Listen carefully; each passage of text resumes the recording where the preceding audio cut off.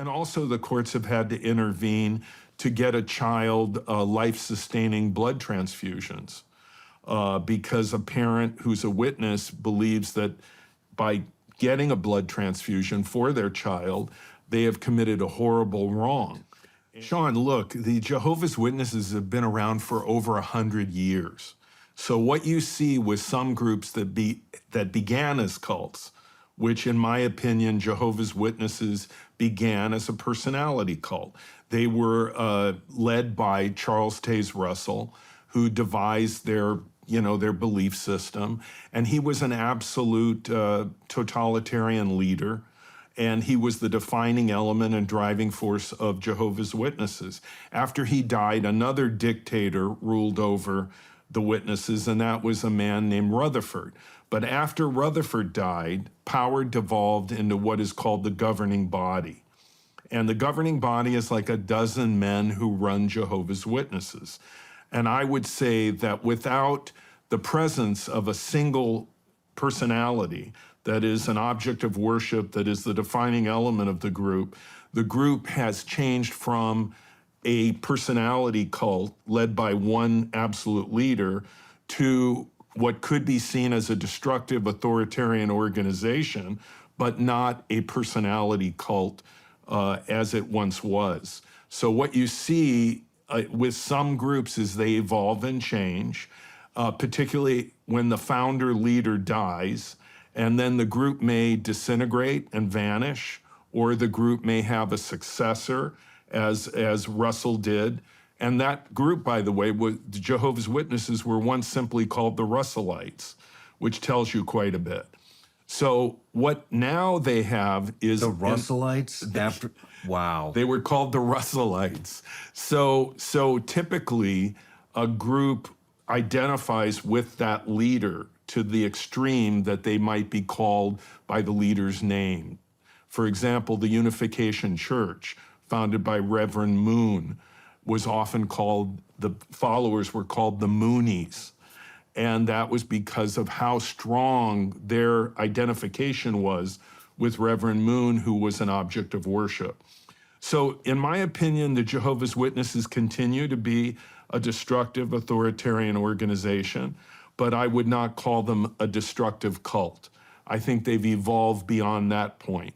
But they still have practices such as their encouragement of their members not to have blood transfusions, which results in deaths every year. And also they have very extreme beliefs about the world. The reason that they don't salute the flag or pledge allegiance or belong to organizations is because per their belief system, they believe that there is only one organization established by Jehovah God on earth, and that is Jehovah's Witnesses. And therefore, they cannot have any dual loyalty or allegiance. And this is the reason they're not open to being in a political party, voting, being in the armed services. And in fact, they became conscientious objectors during wartime and so on. But today, if you leave the witnesses, and about 50% of the young people that are raised witnesses will eventually leave, you may be cut off by your family. And they have a practice called disfellowshipping or shunning. And if you leave and they announce that you have been disfellowshipped, for example, Michael Jackson was raised a witness, and he left, but his family continued to talk to him. Some would argue, well, he was a rich celebrity and they gave him special treatment. But on the other hand, I think he did what was called disassociation. So there was a little bit more of a nuanced departure for him, and he wasn't cut off by his family. So I think it's possible to navigate out of the witnesses without that, but many, many people are shunned and disfellowshipped, and they go through an enormous amount of pain and suffering. And I have testified in court many times about the witnesses in custody cases, and in one wrongful death case, the Coughlin case, which we talked about on the way over. And, you know, what happens is, let's say there's a couple, and they're both witnesses, but one leaves. Divorce. And then custody battle over the minor children. And it can get very intense, where the children really get caught in this war or struggle because the witnesses feel that, they can't celebrate birthdays, they can't celebrate Christmas, they don't acknowledge holidays. Only the Watchtower Bible and Tract Society and Jehovah's Witnesses is what they celebrate or adhere to or whatever. So the end result is that the child is in the middle and the parents are fighting, and the witness parent wants to raise the child as a witness. And frequently what happens is they will, if they have custody, turn that child against the non-witness parent. This is happening to my editor right now. Right, he has a son, and you're describing this perfectly. It's almost like there's a textbook out there or something on how to do it. They've lied to the kid. They've turned him completely against him. His family has disowned him. It's really sad to see it happen. Well, I've testified in these custody cases, and in most of the cases that I've testified in, of course, I am working for the parent who is not a witness.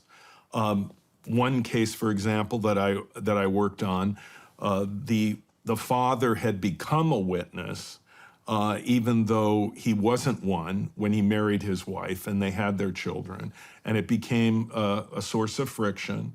And the end result was that the wife divorced him, and I testified about how the witnesses and their beliefs would impact the children and how it would affect them. For example, they couldn't be a Boy Scout or a Girl Scout. They couldn't be in Little League. They couldn't celebrate holidays. They couldn't go to a Christmas party, and so on. So the mother ended up with primary custody, and the father had visitation. And his visitation was prescribed in the sense that he could not take the children and indoctrinate them in the witnesses, and he could not go with them, for example, door to door, as witnesses do, handing out tracts and trying to recruit people. Because the witnesses, unlike most religions, are intolerant of other religious beliefs in a way that is very extreme, that creates an impossibility of compromise. Whereas most parents could work that out, it's very difficult for the parent who is not a witness to work it out with a witness parent. And so I've seen a number of divorces, child custody battles over situations like that. And also the courts have had to intervene to get a child life-sustaining blood transfusions because a parent who's a witness believes that by getting a blood transfusion for their child, they have committed a horrible wrong. And they're encouraged by the leaders in their church, their kingdom hall, the elders, not to do that. And so the courts have had to intervene at times and order that a child does receive a blood transfusion. And I guess the premise for that would be that the child has a right to life. The parents have a right to believe as they wish to believe, and as adults to refuse a blood transfusion. But they do not have the right to make that choice for their child, who has a right to live. And so the courts have intervened in a number of cases like that.